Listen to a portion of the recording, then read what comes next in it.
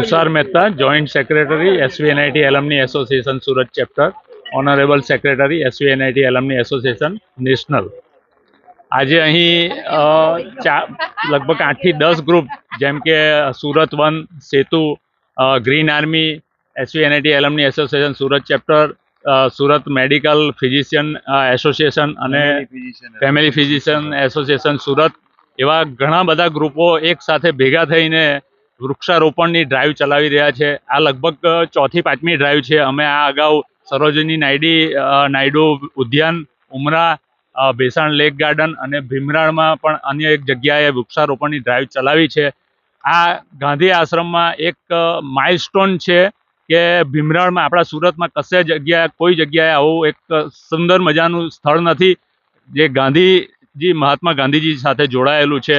અને આવી સુંદર જગ્યાએ વૃક્ષારોપણની ડ્રાઈવ અમને શરૂ કરતા ખૂબ જ આનંદ ને એક દિલમાં એક સારી એવી લાગણી થાય છે કે અમે સમાજને કંઈ આપવા જઈ રહ્યા છે। તો આ ડ્રાઈવમાં જોડાયેલા દરેક સભ્યો, દરેક સંગઠનોનો હું ખૂબ ખૂબ આભાર માનું છું। અને સ્પેશિયલ આભાર આપણે ડૉક્ટર પરેશભાઈ શાહનો માનીએ કે જેમણે એઝ અ બ્રિજ એક નેટવર્ક તરીકે કામ કર્યું છે બધાને જોડવાનું। અને પ્રેસિડેન્ટ શ્રી બળવંતભાઈ પટેલ કે જેઓ આ પ્રમુખ છે અહીંયા આ જગ્યાના અને ભીમરાળના, માજી સરપંચ પણ છે, તો હું એમનો પણ ખૂબ ખૂબ આભાર માનું છું કે જેમણે આ વેન્યુ પણ અમને આમંત્રિત કર્યા આ વૃક્ષારોપણની ડ્રાઈવ માટે। તો આ બધાનો હું સહૃદય આભાર માનું છું। Thank you very much.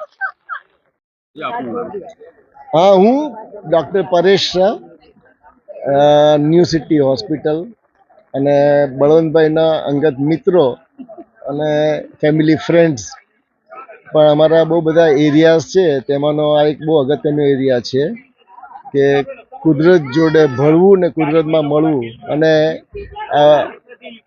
હરેક શહેરમાં આવા અર્બન ફોરેસ્ટ, નાના નાના જંગલો બનાવવા અને એના માટે જેટલું થાય એટલો ઇફોર્ટ્સ મૂકવા, આ એક મિયાવાકી કોન્સેપ્ટ દ્વારા બનાવવામાં આવેલું ઇવેન્ટ છે। અને એમાં ડેન્સ ફોરેસ્ટેશન, દર 2 ફૂટે એક ઝાડ પણ કેનોપી મેનેજમેન્ટ કરીને નાખવામાં આવે છે। એટલે સૂર્યનું એક પણ કિરણ જમીનને અડે નહીં, બળવંતભાઈ, સૂર્યનું એક પણ કિરણ જમીનને અડે નહીં। એ પૂરેપૂરી એનર્જી છે તે પ્લાન્ટમાં જાય અને પ્લાન્ટમાંથી જમીનમાં ઉતરે અથવા બધી લાઈફમાં ફેલાય।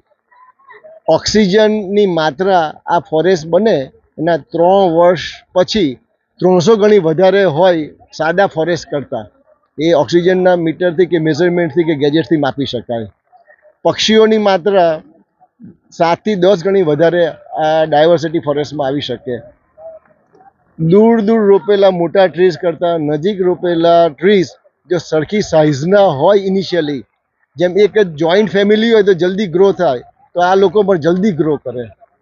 અને અમારો અત્યાર સુધીનો અનુભવ એવું કહે છે 10,000 કરતાં વધારે ટ્રીઝ થયા પછી કે 3 વર્ષમાં એ લોકો ટોટલી સેલ્ફ સસ્ટેન થઈ જાય, 20 ફૂટથી મોટા થવા લાગે અને પછી એની કેર આપણે કોઈ કરવી નહીં પડે, પણ એ લોકો આપણી કેર કરતા થઈ જાય। તો બળવંતભાઈનું આ એક બહુ અગત્યનું સૂચન હતું કે આપણે આ ગાંધી આશ્રમ બન્યો છે તો એમાં નાનું ગાંધી વન બનાવવું જોઈએ અને બહુ એપ્રોપ્રિએટ છે। ગાંધીજી જોડે કનેક્ટ થવું એ કોઈ નાની સૂની વાત નથી। અમારું ગ્રુપ છે ને એક સેતુ કોઓપરેટિવ્સ, એટલે સેતુ શબ્દ મેં વાપર્યો છે કે લિંકિંગ, બધાને લિંક કરવા। એ ઇમેચ્યોર વ્યક્તિઓનું ગ્રુપ છે।